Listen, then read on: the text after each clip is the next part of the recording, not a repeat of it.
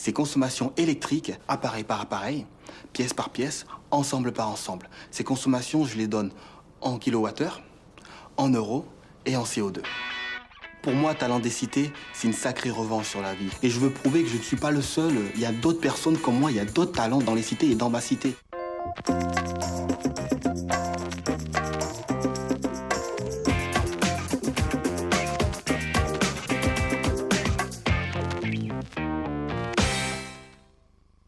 À l'occasion de la présidence française du G8 et du G20, nous avons décidé de faire un zoom sur l'image de la France à l'étranger. Comment les Frenchies sont-ils perçus aux quatre coins de la planète? Parmi nos invités, Hubert Védrine, l'ancien ministre des Affaires étrangères. Allez, une fois n'est pas coutume, on parle de la France dans Parole du Monde. Parole du Monde, c'est un tour d'horizon de l'actualité internationale. Samedi à 15h15 sur Public Sénat.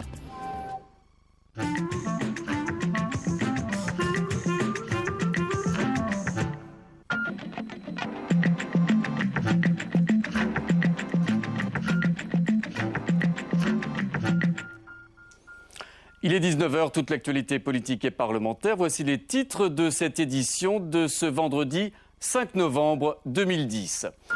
Promenade chinoise sur la promenade des Anglais, où Jintao est ce soir à Nice. Au centre des discussions, les perspectives monétaires du G20 de Séoul. Ce matin, le président chinois a rencontré l'ancien président Jacques Chirac. Un remaniement qui se fait attendre, une majorité au bord de la crise de nerfs, des favoris et des outsiders. Stéphane Rosès nous livrera l'analyse du feuilleton politique de cette semaine. Et puis, cette guerre désormais ouverte dans le monde des régions françaises, les élus de droite quittent l'Association des régions de France. Son président, Alain Rousset, accuse l'Élysée. C'est donc, je vous le disais, sur les bords de la Méditerranée que se poursuit la visite en France du président chinois, Hu Jintao. Arrivé à Nice en début d'après-midi, le numéro 1 chinois et sa suite a investi le célèbre palace Le Negresco. La matinée parisienne avait été beaucoup plus symbolique avec une cérémonie, vous le voyez, à l'Arc de Triomphe, une visite ensuite à Matignon et cette discrète rencontre à l'hôtel Georges V avec l'ancien président Jacques Chirac. Une rencontre souhaitée d'ailleurs par le président chinois. La question des droits de l'homme a été comme un grain de sable dans la minutieuse horlogerie protocolaire de ce voyage. À Nice, par exemple, des manifestations ont eu lieu, à bonne distance, bien sûr, des cortèges officiels. Et à Paris, ce matin, ce sont des militants de Reporters sans frontières qui ont réussi à s'approcher du convoi présidentiel. Là encore, vous le voyez sur ces images, en demandant la libération du prix Nobel de la paix, Liu Xiaobo. Plusieurs interpellations ont eu lieu. C'est donc sur la Côte d'Azur que se joue en ce moment même, et sans doute l'essentiel de ce voyage, à savoir les objectifs de Nicolas Sarkozy en matière monétaire. Ils sont clairs, rallier la Chine à la cause française d'une réforme de l'ordre monétaire mondial, à quelques jours maintenant de l'ouverture du G20 à Séoul. Flora Sauvage. La guerre des monnaies aura-t-elle lieu? La question est sur toutes les lèvres à quelques jours du sommet du G20 de Séoul. L'inquiétude grandit alors même que les grandes puissances font tout pour affaiblir leur monnaie à la crise, à l'image de la Réserve fédérale américaine qui vient d'injecter 600 milliards de dollars d'argent frais. Je ne sais pas exactement comment les choses vont se passer à Séoul, mais effectivement la tension monte entre notamment les États-Unis et la Chine autour de cette question des monnaies. Le gros problème est que les États-Unis voudraient que l'on aborde cette question et voudraient que le yuan s'apprécie ou que le yuan soit réévalué, alors que les Chinois ne veulent surtout pas qu'on parle de cela. Les États-Unis et l'Europe font pression sur la Chine pour qu'elle réévalue sa monnaie et qu'elle ouvre davantage son marché aux produits étrangers. Mais le gouvernement chinois campe sur ses positions pour garantir le volume de ses exportations et la compétitivité de ses entreprises. J'ose espérer qu'on ne se focalisera pas exclusivement sur la question monétaire, parce que si c'est le cas, il est clair qu'il n'y aura pas d'accord, il est clair que les Chinois se raidiront sur leur position, ils ne veulent pas que l'on leur dicte leur conduite, ce qui me paraît assez naturel. Et donc si on se focalise sur cette question monétaire, ça va assez mal tourner, je pense. À Séoul, jeudi prochain, au sommet du G20, Washington et Pékin vont devoir trouver un accord pour éviter que les déséquilibres des monnaies menacent la reprise mondiale. Voilà notre premier invité, Roland Laskin, rédacteur en chef du Journal des Finances. Merci d'être avec nous. On a bien l'impression, ces dernières heures, que les grandes manœuvres, les très grandes manœuvres monétaires ont commencé. Est-ce qu'on peut attendre des résultats positifs de ce G20 qui s'annonce absolument crucial à la fin de la semaine prochaine. Alors c'est crucial parce qu'il faut vraiment qu'on arrive à mettre en place un nouvel ordre monétaire. En ce moment, on est en plein désordre. Ce qui se passe, pour simplifier, c'est qu'il y a un pays, les États-Unis, qui ont pour gros traumatisme les problèmes de récession, le chômage, la grande crise des années 30. Et cette croissance qui n'arrive pas vraiment à redémarrer. C'est leur gros problème, et un chômage qui monte. Donc le seul moyen aujourd'hui de relancer la machine, c'est de faire baisser le dollar. Faire baisser le dollar, ça relance la compétitivité de l'entreprise, donc ça aide l'industrie, et peut-être que ça va créer des emplois. Le problème, c'est que autour des États-Unis, il y a tout le reste du monde, et personne n'est d'accord. Nous, en Europe, on en parle assez souvent avec Airbus et d'autres industries. On souffre énormément de cette baisse du dollar qui nous pénalise parce que l'euro monte et donc ça pèse sur notre compétitivité. Et puis surtout, il y a les Chinois. Alors eux, ils ne sont pas du tout contents sur cette affaire parce que bien sûr, ils ne veulent pas, on l'a très bien dit dans votre reportage, réévaluer leur monnaie. Ils veulent garder leur compétitivité. Et puis surtout, ils ont travaillé beaucoup, ils ont épargné et ils se retrouvent avec des dollars qui sont accumulés et qui sont en train de perdre de leur valeur. Donc ça ne va pas du tout. Ça va être très dur, effectivement, pour ce G20. En ce moment même, Nicolas Sarkozy est en train de discuter avec le numéro 1 chinois sur cet nouvel ordre monétaire mondial. À quelles conditions Nicolas Sarkozy pourrait inverser la tendance et amener les Chinois à quelques concessions d'ordre monétaire ? Écoutez, il y a une belle image déjà, c'est que hier on a bloqué tout Paris pour le président chinois. Ça veut dire qu'on change d'époque. Normalement, on réserve ça au grand président des États-Unis. Il n'y en a pas d'autre. Et bien là, ça veut dire que la Chine est vraiment un pays incontournable, considéré central, etc. Et ce qu'il va se passer, c'est que les Chinois ont accepté de signer quelques contrats, un petit peu moins que ce qu'on pensait, mais quand même on a signé pas mal de choses. Eux, ce qu'ils veulent, c'est trois choses. D'abord, d'un point de vue politique, qu'on les laisse tranquilles et qu'il y ait le respect de leur logique politique, et ils sont, eux, dans une logique qui nous étonne, mais qui chez eux fonctionne bien. L'autre problème, c'est de mettre un nouvel ordre monétaire, et surtout le plus important, c'est qu'on laisse le libre-échange fonctionner. Les Chinois a été le pays le plus grand gagnant du libre-échange, et ça c'est très important que ça continue de circuler, et ils sont prêts à faire beaucoup d'efforts avec l'Europe, notamment acheter les emprunts d'État pour que ça continue de fonctionner avec l'Europe. En tout cas, selon vous, on ne peut pas imaginer les Chinois acceptant des quotas, par exemple, d'exportation. Non, là, on sortirait totalement du libre-échange. Je pense que les Chinois ont une énorme capacité de création de richesse et d'épargne, donc ils vont peut-être aider les Européens à résoudre leurs problèmes budgétaires en achetant des obligations françaises, allemandes et de la zone euro. Mais parler de quotas, là, ce serait un énorme échec. On sortirait de toute la création de richesse qu'a permis ce libéralisme. Alors on voit de plus en plus les Chinois investir en Europe, en France en particulier. Est-ce que l'Europe peut tirer parti de ces investissements qui sont nouveaux ? Auparavant, l'Europe était une terre de consommation de produits chinois. Eh bien, écoutez, on le voit sur LVMH et Hermès, les produits de luxe qui flambent à la Bourse de Paris et sur l'ensemble des bourses mondiales. Eh bien, ça, c'est clairement le résultat des achats chinois. On le voit également sur toutes les sociétés qui, en ce moment, annoncent leurs résultats trimestriels. Et il n'y a pas une présentation de résultats qui se passe sans qu'on parle des succès de la croissance dans les pays émergents. Et pays émergents égale pratiquement à chaque fois la Chine et l'Amérique du Sud. Donc, les Chinois sont très présents. Il est important justement que ça marche dans les deux sens, qu'on les laisse travailler et se développer. Et eux, bien sûr, ils accepteront de nous laisser rentrer sur leur marché. C'est un très très beau marché qui tire totalement la croissance actuellement dans le monde et pour nos sociétés industrielles. Alors on parle de la Chine, on pourrait parler des États-Unis, en particulier ces 600 milliards de dollars qui ont été mis sur la table hier par la Banque centrale américaine. Finalement, dans cette affaire, c'est l'Europe qui est le dindon de cette farce monétaire, bloquée entre le yuan chinois et le dollar américain.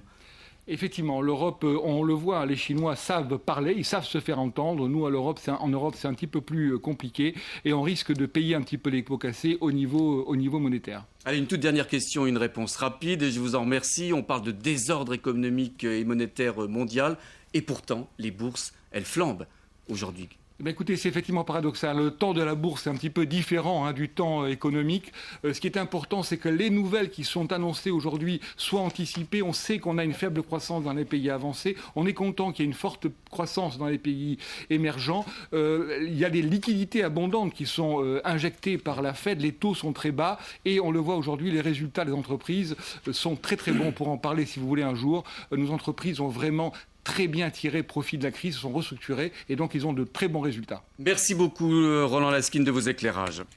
C'est selon les écologistes le convoi le plus radioactif de l'histoire. 123 tonnes de déchets nucléaires vitrifiés qui ont quitté Valognes dans le Cotentin pour allier l'Allemagne où ils seront enfuis. Le périple ferroviaire sera jalonné de nombreuses manifestations antinucléaires et selon Greenpeace, c'est près de 30 000 policiers qui sont mobilisés pour protéger ce convoi qui est bloqué d'ailleurs depuis le début de l'après-midi à proximité immédiate de la gare de Caen en Normandie. Une méga commande annoncée cet après-midi par le ministre de la Défense Hervé Morin. 8,4 milliards seront mis sur la table pour l'acquisition de 50 appareils militaires A400M. Vous savez, c'est le nouvel avion de transport des troupes de l'armée française. Les premières livraisons devraient avoir lieu au début de l'année 2013. Cela concerne en tout cas les 3,5 millions de salariés qui les utilisent. Les tickets restaurants pourront être utilisés très prochainement et sans restriction pour acheter des légumes et des produits laitiers. Une annonce faite ce matin par Christine Lagarde. Ce sont, savez-vous, 800 millions de titres restaurants qui sont utilisés chaque année en France. L'actualité politique en France, toujours dominée par les perspectives de remaniement ministériel et les esprits s'échauffent entre les partisans de Jean-Luc Borloo et les supporters de François Fillon. Pendant ce temps, le président distribue les bons points. Fabrice Cunet. Au bal des prétendants à Matignon, tapis rouge et petite phrase pour François Fillon cette semaine. C'était mercredi, dans un discours aux ingénieurs, une phrase. Je crois à la continuité de notre politique réformiste.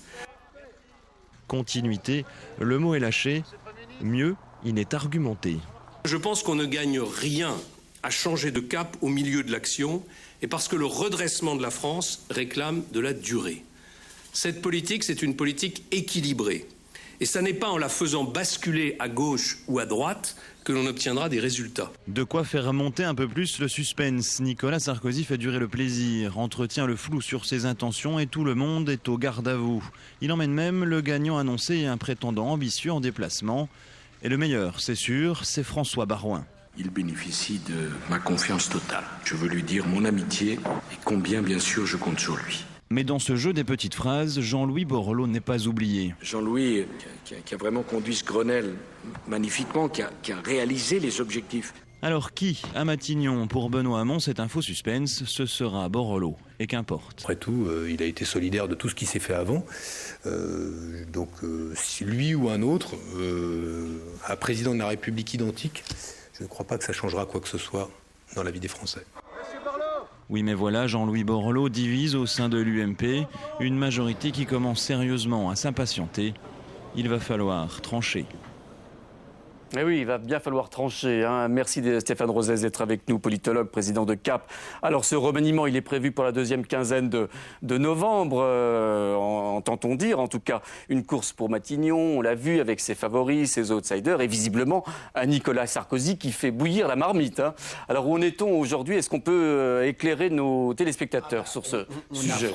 On a franchi un cran dans l'aiguisement des tensions et les énervements. La sortie de François Fillon montre clairement qu'il sort dorénavant du bois pour se poser comme une personnalité qui compte au sein de la majorité. Pas seulement une pâle copie, pas seulement celui que les Français apprécient pour faire passer des messages à Nicolas Sarkozy, mais celui qui commence à constituer une dynamique qui est sans doute l'expression que ce sera sans doute Jean-Louis Borloo. Il y a des atouts et inconvénients dans chaque solution. L'atout de François Fillon, c'est sa popularité, mais alors quid de la nouvelle étape? François Fillon dit un nouveau cap. Non, pour les Français, ce serait une étape, pas un changement de cap. Et puis Jean-Louis Borloo, c'est une prise de risque.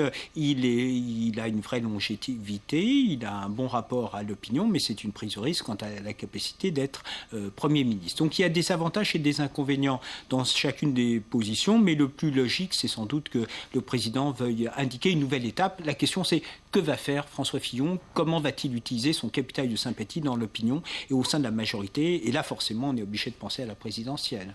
Et on est obligé de penser à Nicolas Sarkozy. Finalement, le président, qu'est-ce qu'il a à gagner, sinon à perdre dans cette affaire?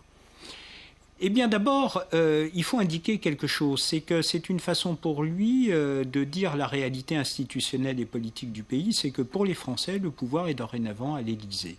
Et que si certains critiquent l'omniprésidence, personne ne veut remettre en cause l'idée que le pouvoir soit à l'Élysée. La question pour les Français, c'est comment est-il exercé et quelle est la façon de faire de Nicolas Sarkozy avant même sa politique. Et puis c'est une façon pour lui aussi d'indiquer qu'il y a des grands dossiers, on l'a dit, le G20, les questions internationales. C'est une façon aussi pour Nicolas Sarkozy de donner le sentiment qu'il fait ce qu'il veut, alors qu'au départ il a été contraint. L'usure et l'agacement des Français, et au-delà de la majorité, c'était que l'affaire Woerth l'avait obligé de dire à un moment une dissolution, qu'on n'a jamais vu ça dans l'histoire de la Ve République, une telle guerre des nerfs, et c'est une façon pour lui, sur la fin, de dire que de toute façon c'est lui qui maîtrise l'agenda, alors qu'au départ, c'était bien contraint qu'il y avait une telle tension imposée au pays et à l'UMP. Alors Stéphane, regardez cette question que nous avons posée à nos amis internautes de notre partenaire, le nouvelobs.com. Évidemment, le remaniement, et ça fait couler beaucoup d'encre et ça alimente nombre de commentaires. Est-ce que ça intéresse les Français? Regardez cette question. Le remaniement annoncé vous intéresse-t-il? Eh bien, vous êtes non dans une très grande majorité, 88%, à répondre que finalement ce remaniement ne vous intéresse peu. Un commentaire, Stéphane. Eh bien justement, c'est l'expression du fait que pour les Français, le pouvoir réel est à l'Élysée et que par ailleurs, ils sont un tout petit peu lassés de ces numéros un peu théâtraux et qu'ils attendront les nouvelles. Mais le sujet pour les Français, c'est pas Matignon, c'est l'Élysée et la façon dont le pouvoir est incarné, porté et mis en œuvre par le président de la République. Merci Stéphane, je vous dis bien sûr à la semaine prochaine, vendredi. Cette fois, eh bien, l'âge de guerre est bel et bien déterré dans le monde des collectivités régionales. À gauche, l'Association des régions de France dont le congrès vient de s'achever. À droite, le nouveau mouvement des élus régionaux. Dernier épisode en date, aujourd'hui, le départ annoncé de l'ARF des régions guyanaises et réunionnaises. Et ce soir, Alain Rousset, le président socialiste de l'Association des régions de France, accuse directement l'Élysée. Sandra Cerquera. Avec le départ de Philippe Richert mercredi, le congrès annuel des régions s'annonçait peu serein. En milieu de journée, l'ambiance se détériore. Président de région UMP de La Réunion et président d'Hiver Gauche de Guyane, soutenu par l'UMP, annonce vouloir rejoindre la nouvelle association d'élus régionaux de droite. Des départs imposés par le président de la République, dénoncent les socialistes. Désormais, deux associations s'opposent. À gauche, l'ARF qui compte 23 régions et à droite, la ERF avec 3 régions et quelques membres du gouvernement. Ceux qui vont faire partie de cette assemblée sont tous les battus du suffrage universel. Mme Pécresse, elle en fait partie. Mais qu'est-ce qu'elle est, Mme Pécresse, aujourd'hui, juste opposante? Elle n'a pas de responsabilité. Une association d'élus losers qui ont perdu les élections. Une association qui fait plutôt dans le remake du livre noir de l'UMP. Je doute qu'elle ait beaucoup d'avenir. C'est la première fois qu'un tel congrès a lieu sans la présence du gouvernement. François Fillon a décliné l'invitation. Un refus de dialogue pour l'ARF qui compte saisir le Conseil constitutionnel. Sur le plan de la parité et sur le plan de la représentativité, cette loi ne doit pas être conforme à la Constitution. Le chemin est encore long et j'espère que dans les temps futurs, nous saurons abroger cette loi. Un vœu qui semble pieux. Après un accord arraché au forceps ce mercredi par la droite en commission mixte paritaire, le texte sur la réforme des collectivités territoriales devrait être adopté dès la semaine prochaine.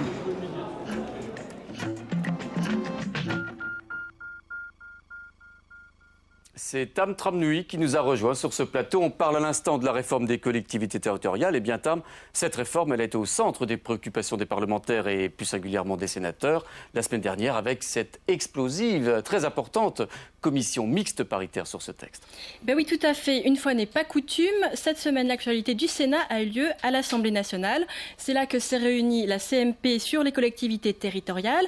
Un texte à haut risque, puisque le Sénat et l'Assemblée nationale n'étaient pas du tout d'accord sur ces termes. Et d'ailleurs, tout n'a tenu qu'à un seul vote, une seule personne, un sénateur centriste, Yves Détraigne, qui a tout d'abord voté contre ce texte, donc contre son camp habituel. Gros moment de cafouillage, Jean-Luc Warsmann, le président de la CMP, annonce que le texte est rejeté, que c'est l'échec pour la majorité, mais c'était sans compter sur les pouvoirs de persuasion de l'UMP, puisqu'un petit tour de passe-passe plus tard et une interruption de séance plus tard, Yves Détraigne avait changé d'avis, il s'abstient et donc le texte passe, on l'écoute. Car c'est un des grands textes du quinquennat, que ce soit véritablement chaque parlementaire qui se prononce sur son destin. C'est ce qui va se passer puisque je me suis abstenu. Bien, je ne sais pas si vous avez tout compris à sa justification, moi en tout cas pas. Et en tout cas, ce ne sont pas du tout les mots qu'employait il y a 2 mois Nicolas About, le président du groupe centriste au Sénat, qui lui, en revanche, était très clair. Il ne fallait pas voter une autre version du texte que celle du Sénat, aucune autre. On l'écoute. Ce qu'on ne voudrait pas, c'est qu'on ne respecte pas les engagements pris à notre égard.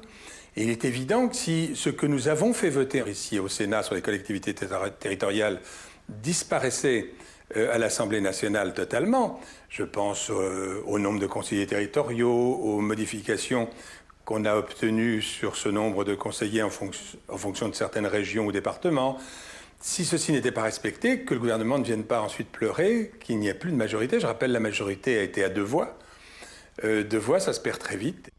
Voilà, c'était Nicolas About, le président des centristes ici au Sénat, qui était presque menaçant sur ces images. Alors, ce texte, la CMP, elle s'est réunie. Ses conclusions ont été adoptées dans les conditions que vous avez soulignées. Encore faut-il qu'elles soient adoptées par les 2 assemblées, le Sénat et l'Assemblée, la semaine prochaine. Oui, tout à fait. Enfin, petit retour en arrière. En 2008, Nicolas Sarkozy lance cette réforme en grande pompe. C'est pour clarifier le millefeuille administratif. Au centre des mesures, il y a la création du conseiller territorial qui va regrouper les compétences d'élus départementaux et régionaux. Mais au Sénat, ce conseiller territorial ne satisfait pas les centristes parce qu'il doit être élu au scrutin uninominal. Or, les centristes lui préfèrent la dose de proportionnel, c'est ce qu'ils réclament. Mais finalement, la version du texte qui est sortie de la CMP n'a pas accédé à leurs désirs. Et c'est ce qui explique les hésitations d'Yves Détraigne. Et ces hésitations, en fait, elles sont un petit peu à l'image du groupe centriste lui-même, puisque il y a un certain nombre d'hésitants qui veulent peut-être s'abstenir ou même voter contre. Il y a par exemple Hervé Moret, Catherine Morin-Desailly ou encore Jacqueline Gouraud, la vice-présidente du groupe Union Centriste. Merci Tam. En tout cas, ça promet des débats et des explications très intéressantes dès mardi au Sénat. On les appelle des think tanks, autrement dit des laboratoires d'idées, souvent au service d'ailleurs des partis politiques. Ils seront tous réunis demain à l'initiative de la Fondation pour l'innovation politique. Son directeur général, Dominique Régnier, il est notre invité ce soir.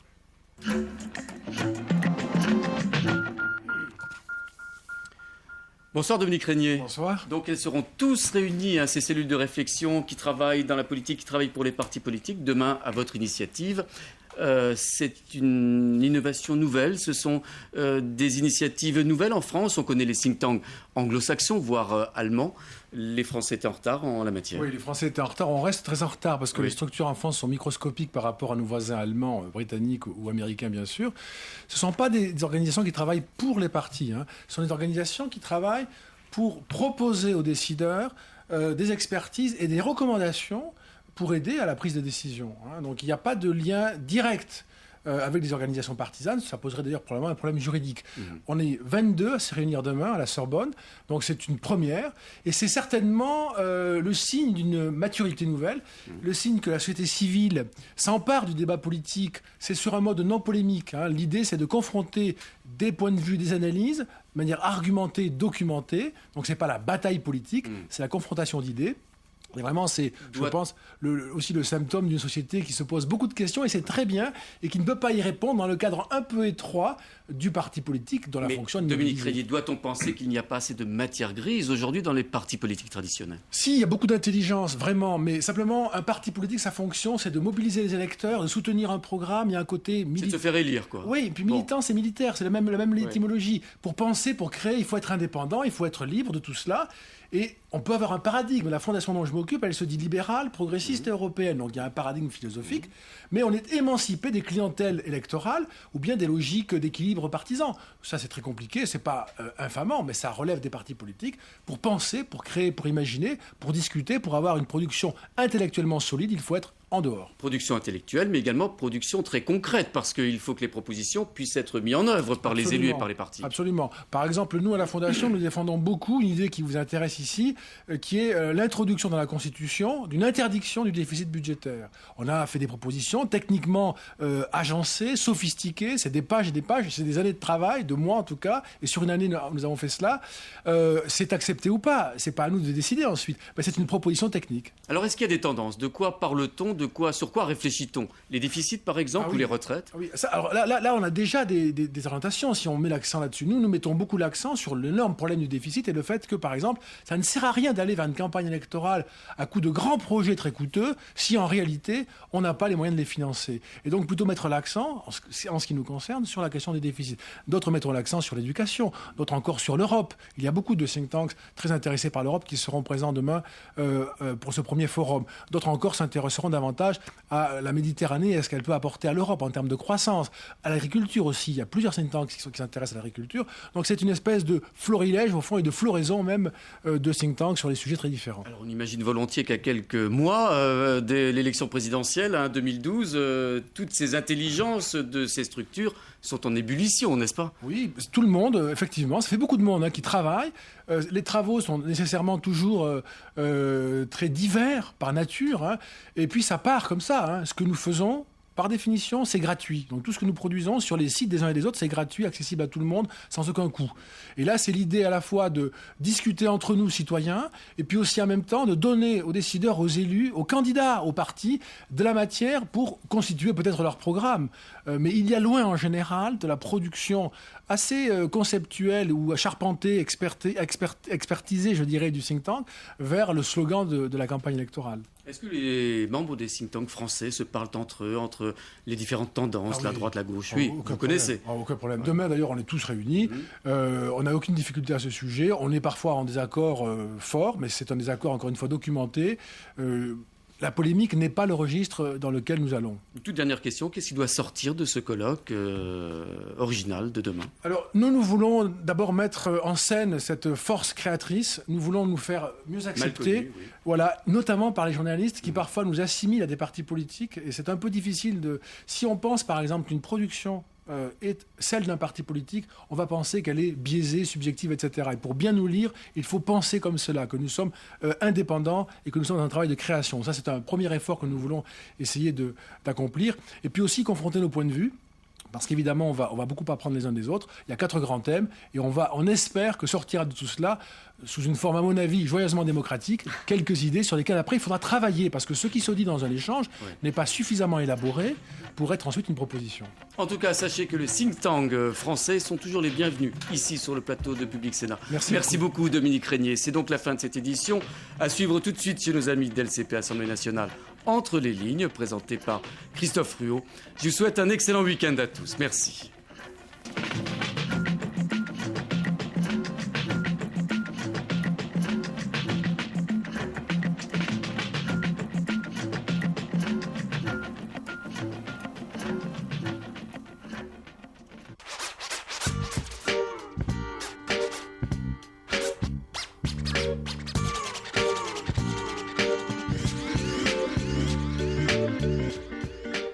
Christian Demoinck, sénateur de la Seine-Saint-Denis, a entamé un tour de France de Gordes en passant par Paris pour promouvoir le service civique, une proposition de loi adoptée à la quasi-unanimité par le Sénat.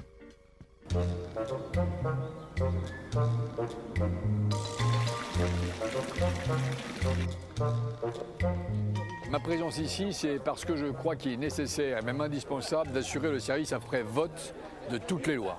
C'est-à-dire que nous faisons souvent des lois qui ne sont pas connues de nos concitoyens. Et donc le service civique est une loi majeure, à mon sens, pour les jeunes. Il est important d'expliquer aux élus locaux, aux associations et aux jeunes eux-mêmes ce que c'est, comment ça fonctionne, où ils peuvent se renseigner, comment ils peuvent s'investir dans le service civique. Il était nécessaire de mettre en place un système permettant aux jeunes de servir l'intérêt général, de rencontrer l'autre jeune, de rencontrer d'autres personnes, d'autres milieux, et pour ceux qui étaient les plus en difficulté, d'avoir un rattrapage pour leur permettre ensuite d'intégrer la vie professionnelle ou la vie sociale.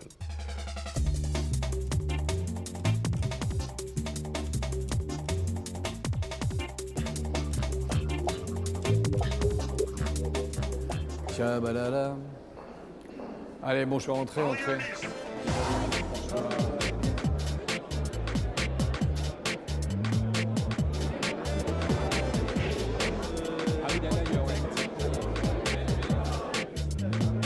Mes chers amis, je suis très heureux de vous accueillir. Il faut montrer aux jeunes à quoi sert la politique, de façon à ce que lui-même puisse s'investir dans la politique. Et c'est ça le service civique aussi. C'est expliquer aux jeunes ce qu'est la politique, comment fonctionne notre société. Et c'est bien que les jeunes qui sont pleins d'entrain, qui souhaitent servir l'intérêt général, puissent se passionner pour la politique et ensuite être élus pour faire des choses pour eux-mêmes. On y va ? Nous avons comme objectif avec Martin Hirsch d'arriver à 10 000 jeunes assurant leur service civique d'ici la fin de l'année. Christian Demuynck continue à s'impliquer très fortement pour faire en sorte que le service civique, ce ne soit pas simplement un texte, mais que les gens le connaissent, puissent s'en emparer. Le service civique, on ne l'a pas inventé de toutes pièces pour l'imposer. C'est parce qu'il y avait une sorte de besoin d'engagement.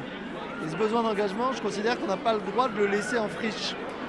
Ça peut permettre justement de retrouver une partie de ce qu'il y avait dans le service militaire, que la jeunesse se rencontre et fasse des projets ensemble. Comme je suis toute jeune étudiante, ça pourrait servir pour mon CV aussi. Et le fait d'aider des gens, de participer à un projet, tout ça, je trouve que c'est très encourageant.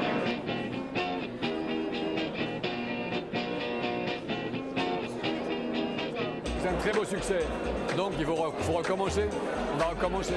Au Sénat ou ailleurs, mais on va recommencer.